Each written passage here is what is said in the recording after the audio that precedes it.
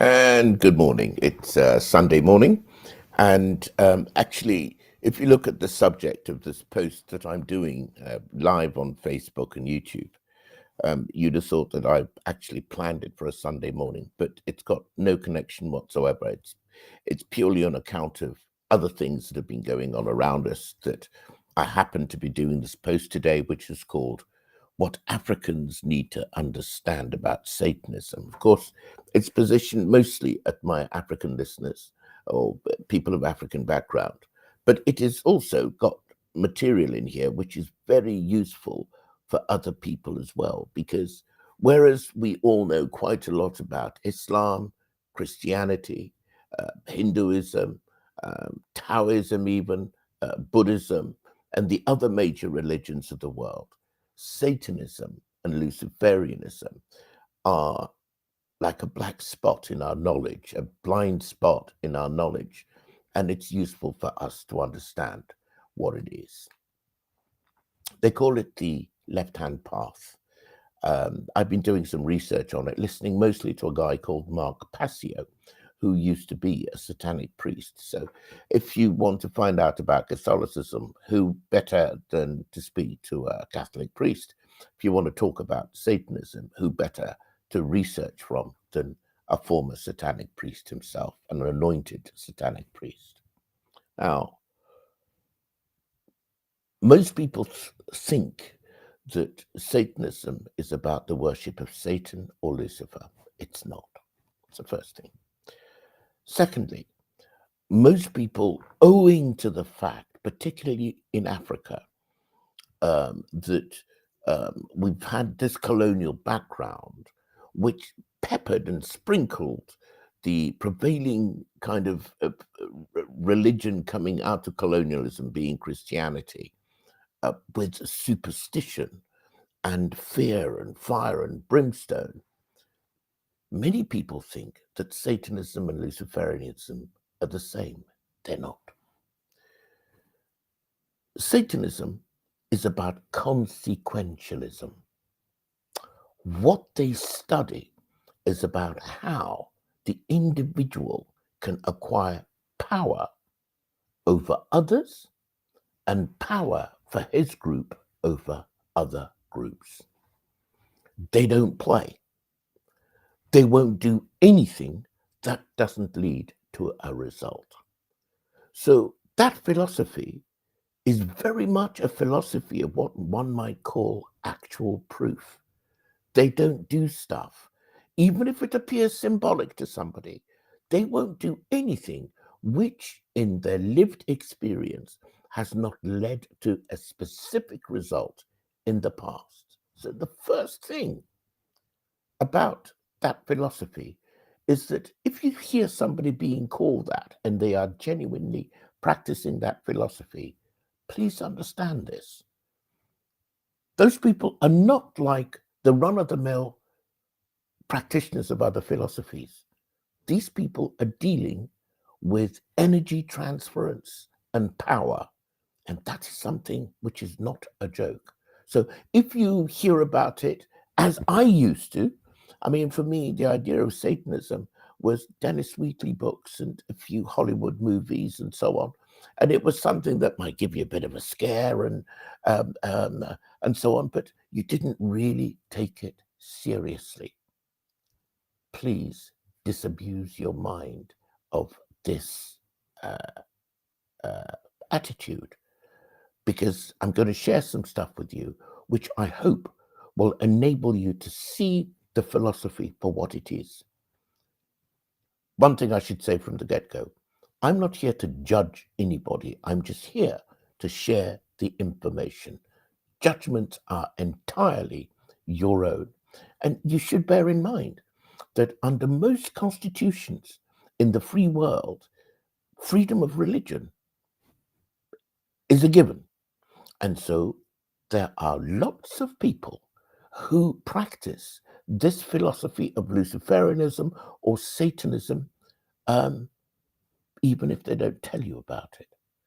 Now, why they wouldn't tell you about it is their own matter, but I'll leave you to make your own judgment about that. And secondly, when it comes to these philosophies, um, you will find that how you start off in the philosophy and how you end up in the philosophy.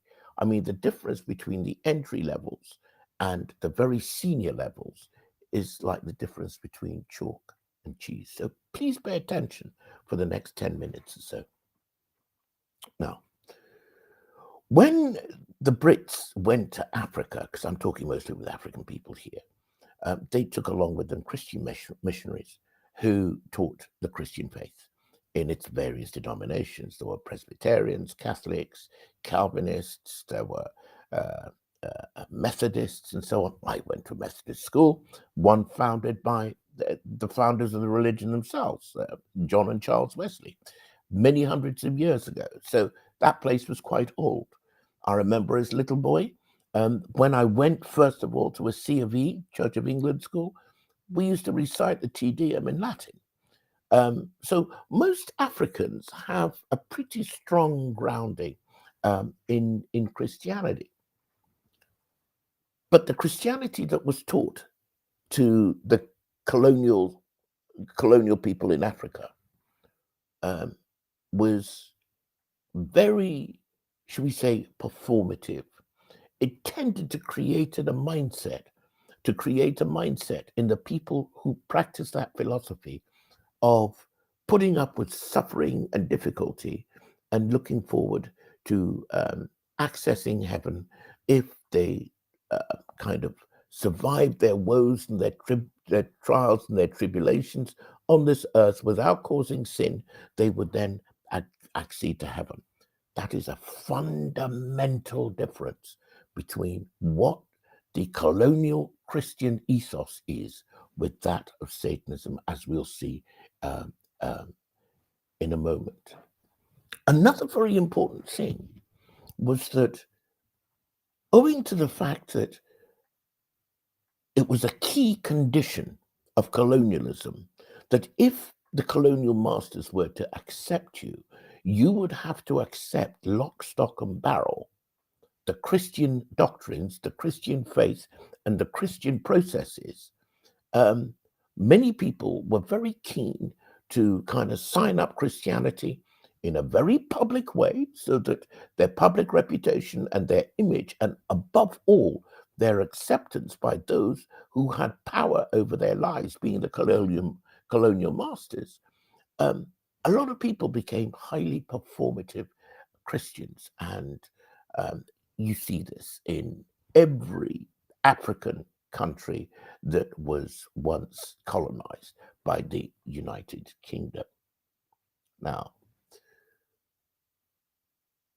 Satanists and Luciferians aren't like that. They don't do anything for show.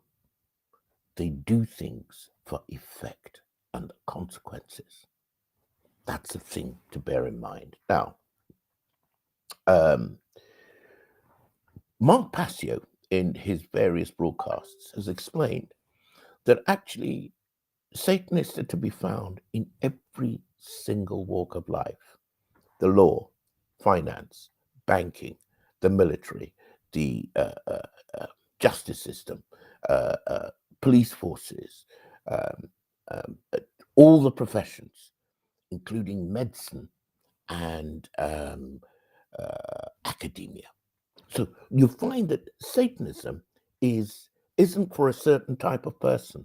It goes across all the different branches, and you will discover that members of the satanic faith or the satanic philosophy reach very, very high levels in their respective professions. So that if they're in the military, you would expect generals, field marshals, and so on to be enrolled as Satanists.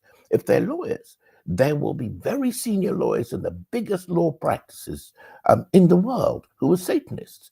If they're financiers and bankers, you will find that the leaders of some of the biggest financial institutions in the world are bankers. If they're politicians, you will find that they're leaders of political parties. Some of them are leaders of state themselves. So these aren't pets and avanti, these aren't Johnny-come-latelys. Satanism is a religion that garners the support of people of very high talent, very high influence, and very high ability. And again, you'll see why in a moment. And one of the points that Passio makes is that in the junior ranks of this philosophy, there is a filtration process in that if you enter this faith and you are going to advance higher up within its echelons, there are certain characteristics you're going to need. And if you don't have those characteristics, you will go to a certain point. And you will also find that it is a leading practice in some of the cult and secret organizations, including things like the Freemasons and other such occult practicing organizations. Now, there are four basic tenets of Satanism that you ought to know. And I'm going to refer to my notes here because I don't want to pass on false information. Passio says the first tenet is that what you worship is the self. That is the egoic self. Not Satan, not Lucifer. It's the self. Meaning that everything you do in that philosophy is seen through the prism of the self, which is essentially the ego, such that you wind up worshipping the self as the very raison d'etre of your existence. In a sense, if you extend that thinking, the self becomes God. That is what you worship. And anything to promote the survival, the growth, the influence, the power, and the control over others exerted by the self is that which is your principal object of devotion or principal object of worship. Implication: you worship the self at any cost. Morality is not an issue. Ethics are not an issue. After all, when you worship whatever your God is, you don't allow anything to come between you and your God. And if the self is your God, you can do anything that you like so long as you're promoting your object of devotion, which is the self. Number one. Number two, Passio says moral relativism is a key tenet of that philosophy. Now, what does that mean? Most people will think of moral relativism as hypocrisy. Actually, what they're referring to there is the idea that there is really no right or wrong. All there is that which serves you and that which does not serve you. So that if it serves you, and it means loss, destruction, maybe even death for countless other people, because the self is the God, it's okay. It becomes right.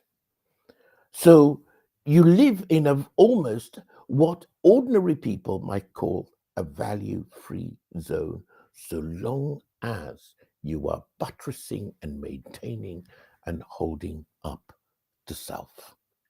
You choose, therefore, what is right and what is wrong. Now, in the two things that I've mentioned so far, if you look at the world in which we live, a lot of the world is run along satanic principles. Yeah. Okay. Point number three, something that they call social Darwinism. Because they believe that do what thou wilt shall be literally the whole of the law, the people who rise to the top in any group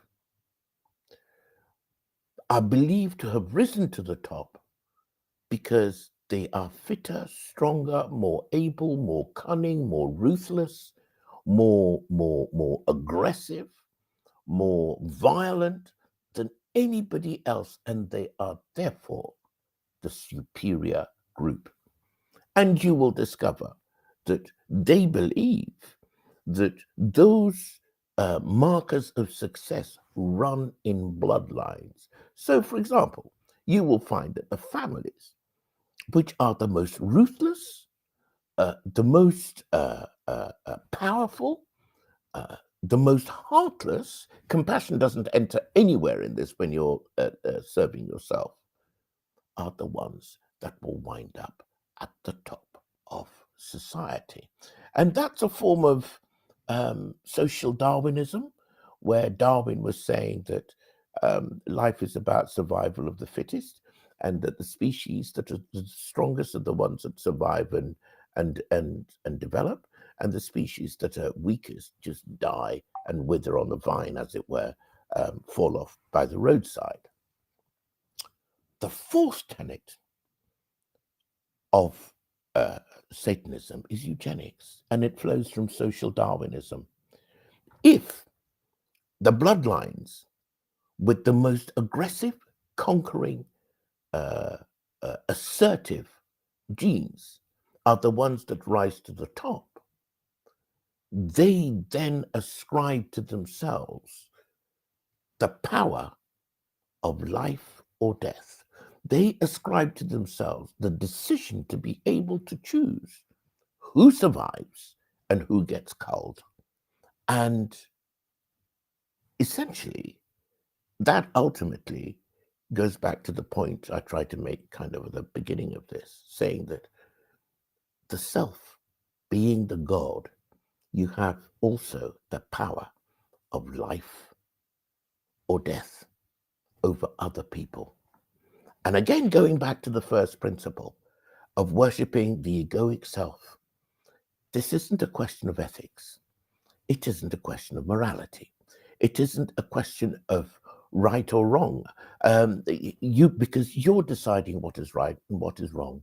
And if it means that you rise to the top or you achieve your purposes at the cost of the lives of millions of others, so be it. So, people who practice other philosophies like Christianity, which a lot of Africans do, just don't have this kind of hard wiring in their system. They tend to believe that somebody's out there is judging them, and that there are sins and there are not sins. And a person who is kept within that kind of moral paradigm is actually a person who, in the line of that famous kind of gangster movie, Untouchables, said that they're constantly bringing a penknife to a gunfight. They are playing for keeps, Satanists. They are not playing for laughs. Meanwhile, the other people are just playing. And you can see who is going to carry the advantage in that situation. So, the long story short, when people talk about people in positions of power being Luciferians or Satanists, please don't be stupid. Please don't think that, oh, it's just it's like the Dennis Wheatley books we used to read when we were teenagers, or it's like the horror stories that we watch on Netflix and so on and so forth. Listen to them, pay attention, because they absolutely have a philosophy. And you should also ask yourself why they don't come out and say, ta-da, I'm a Satanist, or ta-da, I'm a Luciferian. They never do it absolutely in your face. There is a reason. It's probably because most people would be repulsed by their lack of moral absolutism. by their lack of ethics, by the fact that everything is driven by the egoic self. And yet, owing to their understanding of the laws of life and the laws of nature, remember, what they do is not for show. What they do is for results. They have studied the underlying laws of nature. They have a deep, deep understanding of the law of causality, which would include the law of karma. And so many people often wonder why, when awful things are about to happen, they have a way of either predictively programming people by letting slip what is going to come up in the future, or hiding in plain sight without absolutely explicitly stating what is going to happen. In this way, according to their belief system, they feel that you have been given due notice. You didn't read the rooms. You didn't pay attention.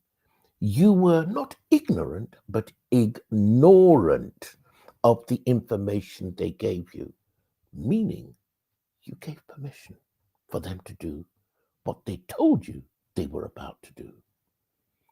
You can see that there's a mindset of cunning, duplicity, real mendacity that goes along with this. And imagine you're out with friends, and those friends are thinking carefully every word they utter, every action that they take. Meanwhile, you're just along with them having a good time.